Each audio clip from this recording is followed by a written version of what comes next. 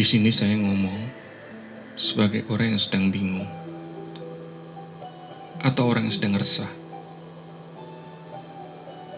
Di usia saya yang menginjak hampir 40 tahun ini, saya belum mendapatkan sesuatu apa yang saya cari. Saya masih tinggal di kontrakan. Kerja saya juga masih begitu-begitu saja. Dan saya sedang mengalami krisis kepercayaan diri, yaitu di usia saya yang hampir 40 tahun ini, saya belum dikasih kesempatan untuk mendapatkan seorang anak. Saya bingung sekali apa yang telah saya alami.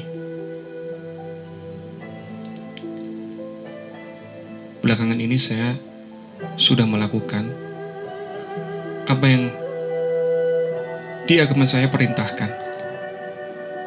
Saya sudah mulai rajin melakukan sedekah.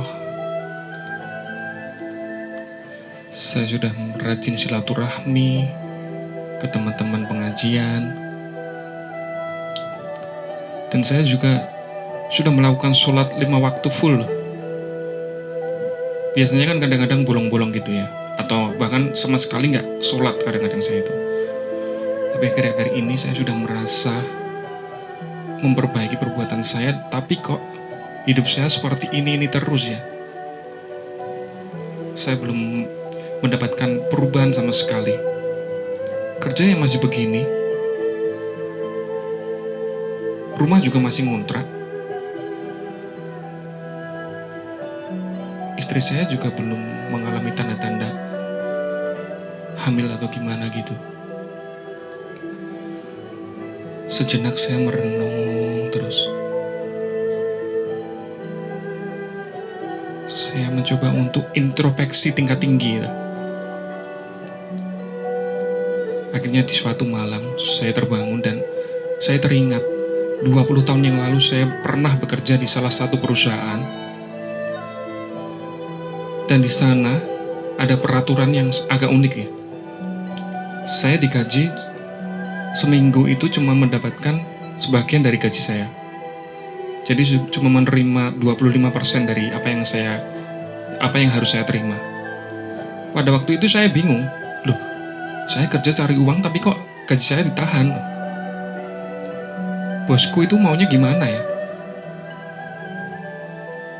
Dengan alasan saya tinggal di sana sudah dicukupi, makan sudah nggak bayar, tidur juga sudah nggak bayar. Tapi pada saat itu jiwa muda saya itu berontak gitu loh. Ini gimana ya? Pada waktu itu saya mau keluar kerja, tapi cari kerja juga susah. Akhirnya saya pertahankan sampai kemudian 2 tahun saya tiba-tiba kaget. Saya punya tabungan yang sekian juta jumlahnya. Kalau 20 tahun yang lalu itu sekian juta udah banyak banget ya. Dan waktu itu saya mulai paham apa yang beliau maksudkan, apa yang bos saya maksudkan. Ternyata bos saya tidak mau saya bekerja dengan sungguh-sungguh, tapi hasilnya dipakai untuk sesuatu yang sia-sia. Hasilnya dipakai untuk sesuatu yang tidak berguna. Saya baru menyadari setelah sekian tahun apa yang ada di maksud bos saya itu. Apa hubungannya dengan keresahan saya hari ini? Hubungannya adalah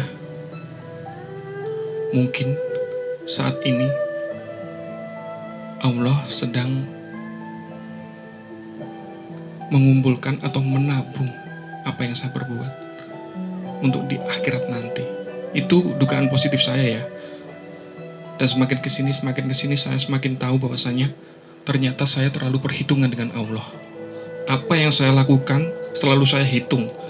Apa yang saya lakukan selalu saya ingat-ingat.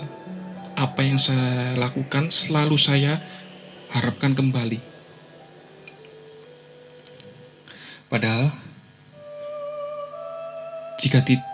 timbang balik apa yang sudah diberikan Allah kepada kita tak sebanding dengan apa yang kita berikan kepada Allah.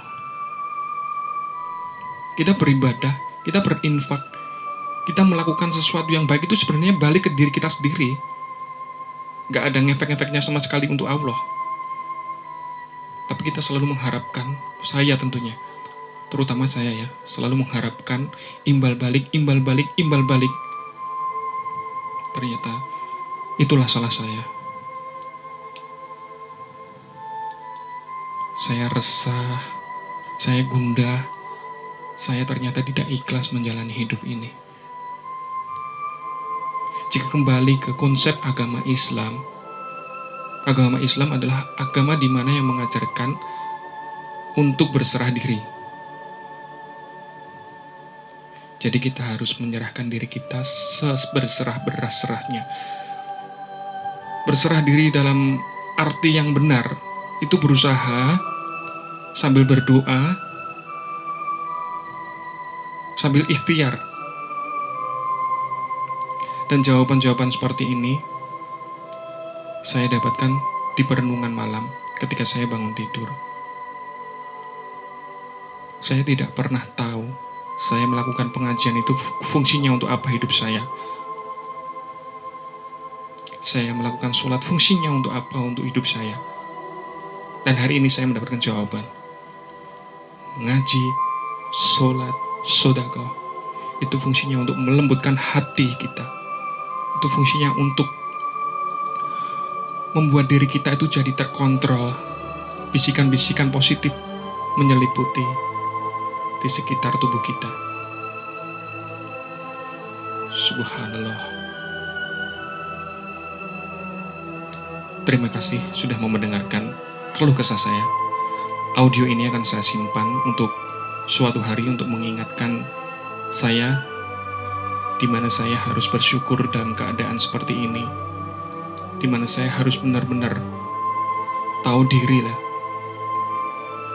Tadi saya bercerita ya, hidup saya ngontrak, pekerjaan saya cuma seperti itu, dan saya belum dikasih momongan. 3 hal tersebut, jika dibandingkan dengan apa yang sudah Allah berikan kepada saya selama ini, itu tidak ada apa-apanya.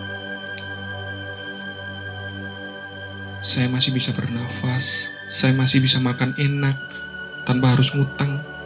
Saya masih punya istri yang baik, yang cantik, yang setiap hari mau menjaga saya. Dan masih banyak lagi rasa syukur yang tidak bisa saya sebutkan satu-satu. Poinnya adalah, kita harus berserah diri dalam posisi yang benar. Terima kasih. Assalamualaikum warahmatullahi wabarakatuh.